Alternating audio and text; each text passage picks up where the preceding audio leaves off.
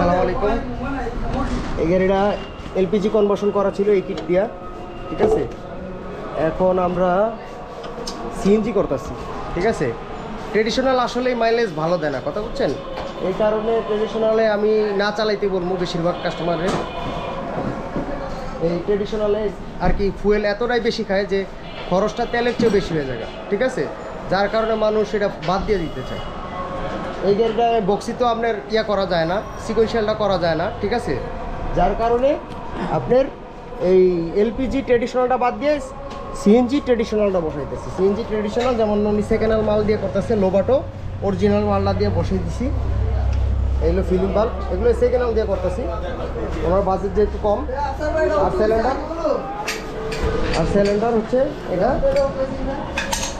Cylinder হচ্ছে এই do not use after 3/2030, ঠিক আছে। 3/30 আউট, মানে 30 সালে আপনার এটা মেয়াদ শেষ হয়ে যাবে। আর 3/2010 এটা হলো মেয়াদ শুরু। এটা জন্ম হইলো এটা 10 সালে আর শেষ হইলো 30 সালে।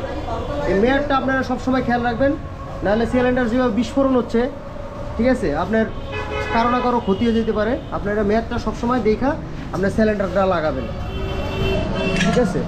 আর এক্সট্রা নিরাপত্তার জন্য আপনারা এটা রিটেস্ট করে নেবেন, ঠিক আছে। তবে মেয়াদ থাকতে আজ পর্যন্ত কোনো বাস্ট হওয়ার কোনো নজির নেই। মেয়াদটা আপনারা অবশ্যই দেখবেন। মেয়াদটা যেহেতু কোম্পানি দিছে ডু নট ইউজ আফটার, এটা এক্সপায়ার হয়ে যাবে কত সালে এটা দিয়ে দিছে কোম্পানির, এই কথাটা আপনার মানতেই হবে। যেমন খাবারে যেমন আপনার এক্সপায়ার ডেট থাকে, এটারও একটা এক্সপায়ার ডেট আছে, ঠিক আছে। এক্সপায়ার ডেট হয়ে গেলে, এক্সপায়ার হয়ে গেলে আপনি চালাবেন না। খাবার খাইলে তো আপনি এক্সপায়ার খাবার খাইলে যেমন আপনার পেট খারাপ হইব, কিন্তু এটা পেট খারাপ হইব না, এটা যদি এক্সপায়ার হয়ে যায় আপনার জীবন খারাপ হয়ে যাবে,